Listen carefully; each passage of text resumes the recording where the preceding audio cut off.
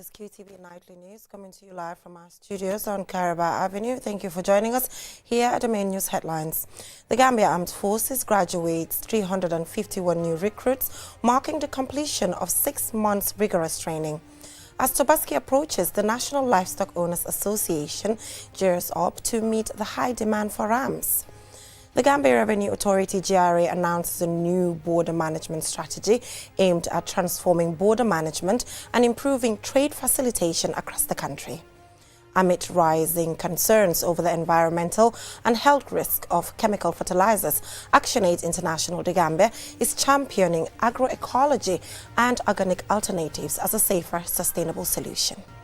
The Ministry of Communications and Digital Economy convenes a high-level workshop to review and finalize the country's draft digital government policy for 2025. Those were the main headlines, and now the news in detail.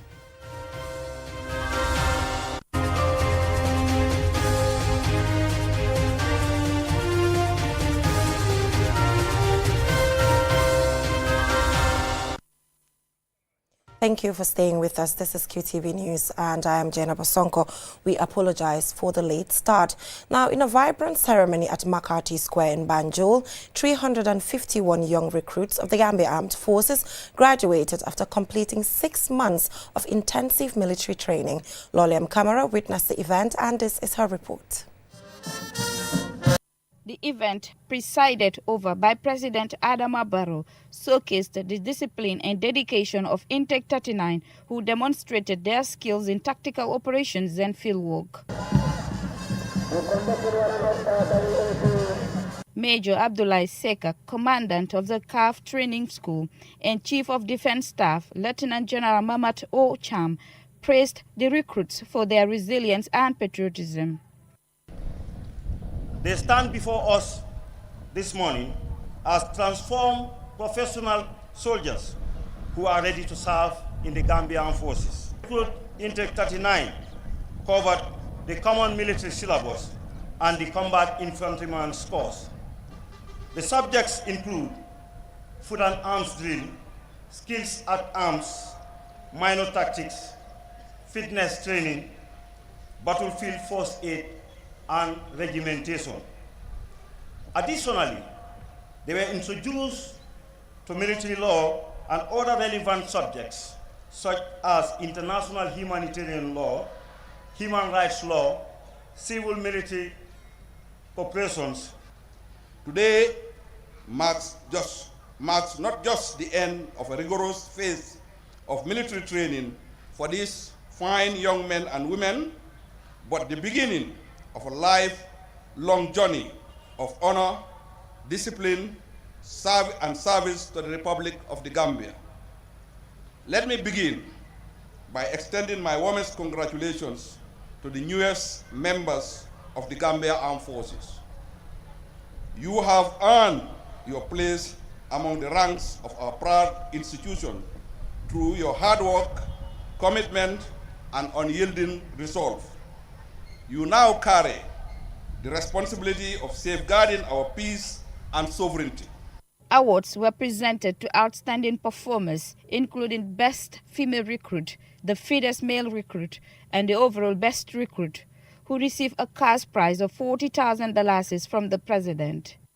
President Adama Barrow congratulated the new soldiers and reaffirmed his government's commitment to modernizing and strengthening the Gambia Armed Forces.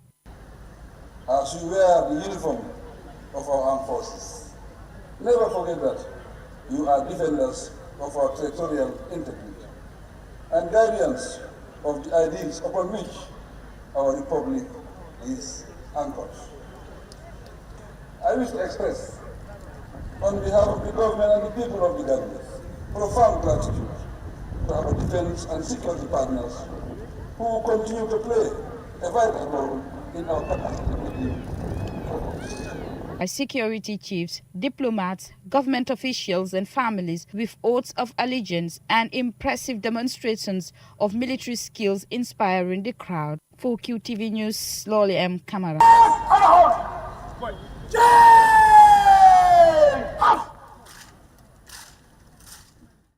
Congratulations to all the new recruits. Now moving on, with Idul Adha, locally known as Tobaski Feast, approaching, livestock dealers across the Gambia are stepping up for preparations to meet demand for rams. Aissatou Barry has the rest of that. The National Livestock Owners Association, NALOA, convened a key meeting at the Department of Livestock Complex in Abuko, bringing together dealers from Banjul, Brikama, and the Kanifing municipality to discuss challenges around availability, rising prices, and market management. The meeting also focused on easing the burden for both sellers and buyers, including identifying official sale points and accommodating foreign livestock traders within local markets. Mustafa John, president of the GAM United Breeders Association, addressed market arrangements. It's not just the rams, but everything that we consume, we import. And because we're importing, there's a lot of demand on foreign currency, including the CFA. And that was the basis of my point. And the solution in the long term is actually to grow what we consume. Whether it's the livestock, we have to actually breed them locally.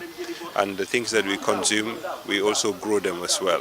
I think for the long term, that is what will help us. Musa Njai, head of the Abuko Daral, highlighted concerns over livestock health and the impact of poor grazing conditions this year. Alhamdulillah Rabbil Alameen, santana yalla ñu ngi dugg ci tabaski bi ci jamm. Alhamdulillah, we thank God that we are entering this year's Tabaski in peace. This year, we have witnessed hunger and starvation, which is one of the reasons the rams arrive late. Additionally, the dalasi has depreciated against the CFA. Last year, the rate was 535. But this year, it has increased to 630. This has caused serious challenges. And that's why the rams did not arrive as usual. But Alhamdulillah, the rams are healthy this year. Jeroba M. Kamara, NALOA's vice president, spoke on the unique challenges faced by women in the livestock trade. The challenges I face in caring for my herd are numerous and demanding, from transporting them and giving them baths to feeding and administering medication. The work is both physically and emotionally taxing. I've even had a sheep injure me while I was trying to provide care. While I could opt for a more conventional business with a less strenuous operation, my heart lies in this work. It is my passion and I genuinely enjoy every moment of it. Keliba, president of the Senegalese livestock dealers, pledged support for cross-border trade cooperations. We are responsible for bringing livestock into the country. Sometimes we face challenges with police officers, but we are grateful to Allah that we are still able to bring our livestock here and sell them without any major issues. The only major problem we face is that, at times, thieves steal our rams. Aside from that, we have been well accommodated by the Gambian people. To manage the busy season, official ram sales points have been designated nationwide, including sites at Banjul Daral, Bufazone, Brikama Youth Center, Sukota Jabang, Farato, and Abuko Daral. As the feast nears, NALOA and its partners say tax waivers, market support, and coordinated efforts aim to make this year's Tobaski more affordable and accessible for Gambians. Aissatou Barry, QTV News. The Gambia Revenue Authority, GRA, has launched a new coordinated border management strategy to modernize trade and processes and enhance border operations. As QTV's Ansumani Sunyasi reports, the move forms part of wider government efforts to reduce delays at ports of entry and improve coordination among border agencies. This latest initiative fits into a wider program to modernize trade operations as set out in the Gambia Revenue Authority's draft strategy for 2025-2029, which details a series of targeted actions to help achieve this objective. Addressing participants drawn from Customs, Immigration, the Department of Agriculture and the Gambia Police Force, Commissioner General Yankuba Dabo said the CBM system is designed to tackle persistent challenges at the country's borders, including inefficiencies, complex procedures, and a lack of interagency collaboration. By streamlining and aligning the border procedures and processes, customs and other border agencies in Gambia will create a common set of rules, documentations, requirements, and a data format of standard regulation on CBM. Standardization of procedures facilitate a seamless flow of goods at the ports of entry as it enables seamless information exchange, data sharing among the agencies. A key milestone in the program has been the development of a draft interagency standard operating procedures framework on CBM. Between April and early May this year, the World Customs Organization conducted a series of capacity building sessions for an interagency working group tasked with driving the reforms. Despite you have different job descriptions, the bottom line is we want to make the work seamless. We want you to work together as one family to facilitate trade at the various borders. Call it what may be. It could be at the ports, it could be at the borders, it could be at the airport. But wherever you are, what is expected of you is to make sure that you facilitate trade for people that are coming in and out. That is the essence of everything. Russell Jim Clark, a facilitation expert at the WCO and the lead trainer at this week's sessions, stressed the importance of strengthening the skills of stakeholders to ensure the success of the initiative. He added that a comprehensive CBM framework would pave the way for more efficient, coordinated border operations, benefiting customs authorities, other agencies, and the wider economy. One of the critical aspects of coordinated border management is getting agencies who regulate the international movement of goods across borders to work together, to work more closely, to work in partnership with one another. And that all begins with the dialogue that we started here yesterday and which will continue throughout the rest of this week and into next week, where we actually start to look at how these agencies will share information, how they will structure so that With GRA as the lead agency, officials are optimistic that the reforms will help create a smoother, faster and more predictable environment for cross-border trade. If successfully implemented, the CBM strategy is expected to lower trade costs and enhance the Gambia's competitiveness within the region and beyond. Answane Sonyasi for KTV News. Rising dependence on chemical fertilizers has sparked growing concern over environmental and public health risks. In response, ActionAid International, the Gambia, is stepping up efforts to promote agroecology and organic alternatives as a safer, sustainable way forward. Our regional correspondent Bakari Belde reports. Through its CSO support and advocacy for sustainable production and use of organic fertilizer in the Gambia project, the organization recently held a training session for journalists and civil society advocates in a bid to amplify awareness and advocacy efforts.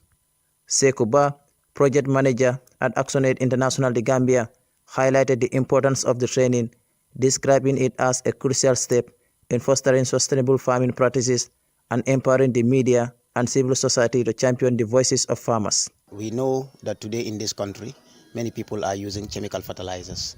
So this project has come to at least support that ideology and to support the advocacy so that people can come back to the issue of organic farming. And that is why today we are training the journalists. The main purpose of training the journalists is for them to be able to take up the advocacy.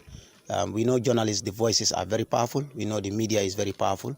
So basically, we want these journalists to take it up as a responsibility so that they can also report issues around organic farming. Ibrahim Abba, a trainer from the Gambia Radio and Television Services, outlined the key thematic areas covered during the training, including the environmental impacts of the chemical fertilizers, the benefits of organic alternatives, and the vital role of journalists in spotlighting farmers' concerns. These journalists, when they go back to their communities, they will now serve as change agents.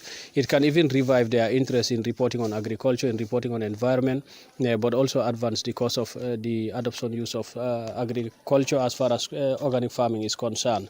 And we want to applaud ActionAid for coming up with this initiative, because this type of project, if they are coming up with this new initiative and at the end of the day they are trying to making sure that they teach farmers through these journalists on the need to adopt new agricultural technologies, innovative technologies that are economically sound and viable. I think it's a good cause and it can filter down well to the different communities. Participants including Momodou Diagne from Farafenni Community Radio and Aissatou Ka from the Rural Development Institute praised the initiative. They say the training was timely, interactive and provided an opportunity to extend ideas and experiences that would enhance their advocacy work. Exposed me to, what we call smart agriculture, because this is about reporting on the use of organic fertilizer, in our agricultural sector, especially looking at the status of the, soil, in the Gambia. Most soils in the Gambia are barren, due to, consistent farming and the application of chemical fertilizers. I learned that these chemical fertilizers do not only affect us, our health, but it also affects the activities of the microorganisms that we have in our ecosystem. And if any species in the ecosystem is disrupted, the whole ecosystem is destroyed. The initiative marks an important step towards building a more sustainable, environmentally friendly agricultural sector in the Gambia. Bakari Balde, QTV News. From that story by Bakari Balde on organic farming, we will now go for a short commercial break, and when we return, we have local and international news stories. Do stay.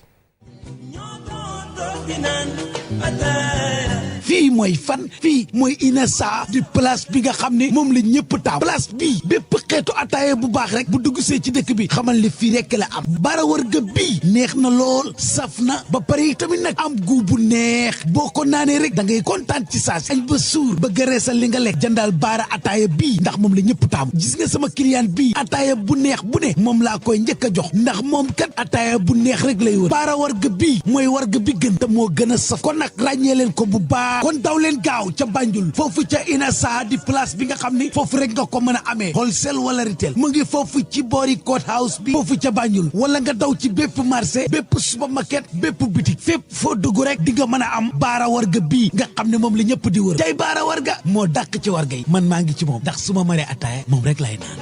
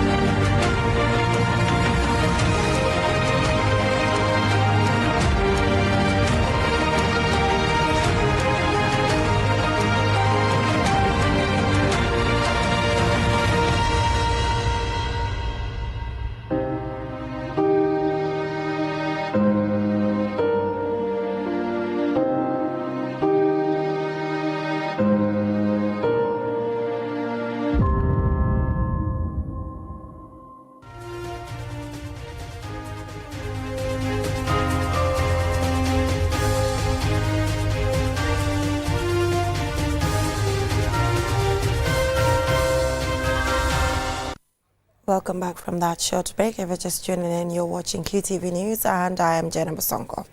Now, still on local news, on Wednesday, the Ministry of Communications and Digital Economy hosted a high-level workshop to review and finalize the Gambia's draft digital government policy for 2025. Mamna Buka has the details. The event, attended by key government officials and partners, aims to ensure the policy supports digital literacy, cybersecurity, economic growth, social inclusion, and efficient governance. The initiative aligns with the Yiriwa National Development Plan 2023-2027, championed by President Adama Barrow, which emphasizes leveraging technology for sustainable development. This two-day workshop seeks input from key stakeholders to refine the policy framework and shape a final document that will drive the Gambia's digital future. Sirin Omar Lo, the project coordinator of the West Africa Regional Digital Integration Program, played a key role in driving the initiative forward. Let us be guided by the needs of our citizens and driven by the desire to build a responsive, resilient, and efficient public sector. Let's use this platform to critically examine the proposed roadmap and ensure that it reflects our realities and aspirations. Together we can shape a digital future that leaves no one behind. A pilot government mobile application nearing completion will soon offer Gambians a single digital platform for accessing essential public services and information, marking a major step in the country's digital transformation. Here, Lamin Jabi, Minister of Communications and Digital Economy, discusses upcoming initiatives. We intend to have a digitalized application process for 5 key public services. That is birth registration, national ID, national passports, driver's license, and business registration. We do not want to see people physically appearing for those things to be processed. We want everything to be online. Babukar Boy, Minister of Public Service, outlines how his ministry plans to support the advancement of this initiative. The Ministry of Public Service, in an effort to embark on its reform agenda, recognizes the need to integrate e-governance systems in public service delivery to promote efficiency and ease citizens' access to government services. In this regard, the Ministry is collaborating with the Ministry of Communication and Digital Economy and JICTA to facilitate the development, monitoring, implementation of e-governance legal, regulatory, and strategic frameworks. A case in point is our collaboration to develop a MyGov platform where citizens can access services such as ID cards, passports, driver's licenses, among others, upon completion. The two-day workshop represents a significant milestone in the Gambia's push for a more connected, efficient public sector by 2025. Mamna Buka, reporting for QTV News. The Foundation Adansonia of Russia, in partnership with the Gambia Swimming and Aquatic Sports Association, has held a special training session for over 20 young swimmers and club members.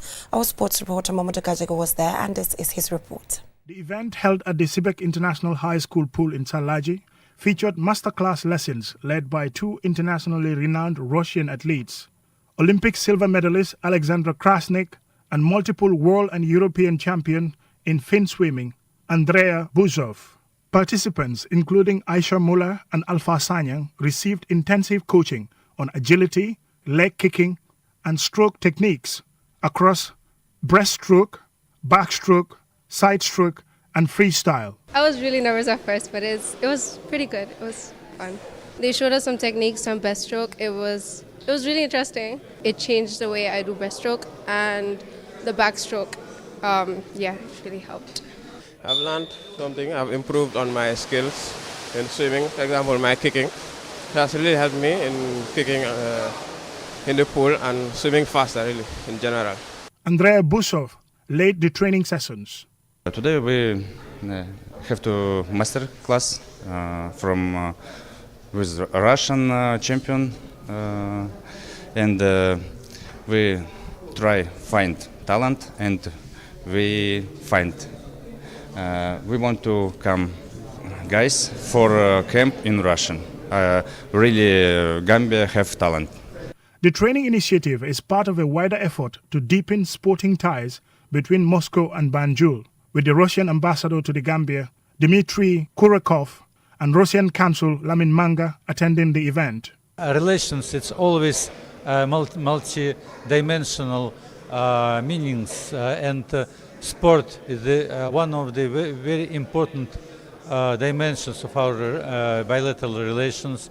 And I think with the assistance of these swimmers, we can further develop this cooperation. And I'd like to particularly thank CBEC management and board for giving us this opportunity, and very fulfilling to note that a local school has invested in infrastructure that will allow us to do this kind of activity and to expose young people to the sporting discipline. Organizers say the partnership aims to nurture young Gambian swimming talent with plans to select top performers for advanced training opportunities in Russia. Mamudu Gajaga, QTV News.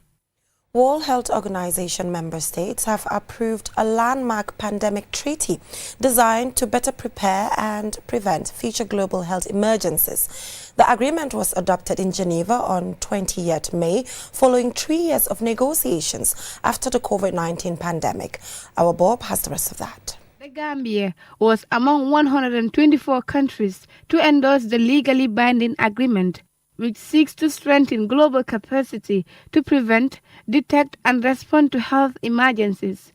It calls for improved disease surveillance, equitable access to vaccines and treatments, and greater international collaboration. For the Gambia, a country with limited health resources, the treaty offers both protection and opportunity. It commits signatories to share virus samples and allocate up to 20% of resulting tests, vaccines, and treatments to the World Health Organization for distribution to lower-income nations. The agreement also includes a benefit-sharing mechanism to ensure countries contributing critical pathogen samples receive fair access to medical products developed from them. While talks on some provisions, including benefit sharing, are expected to continue, the treaty is seen as a major step in global pandemic preparedness. World Health Organization Director General Dr. Tedros Adhanom Ghebreyesus described the treaty as a historic victory for multilateralism and a crucial tool in preventing a repeat of past failures. However, several countries, including the United States, Italy, Russia, and Iran, abstained from the vote, raising concerns about enforcement and national sovereignty. Despite those reservations, the Gambia's endorsement reflects a recognition that no nation can face future pandemics alone and signals its intent to strengthen its health system and emergency response capacity. For QTV News, I am our Bob. From that story by our Bob, that is all we have time for. Join us at 10 p.m. for another bulletin. Thanks for watching. Enjoy the rest of our programs.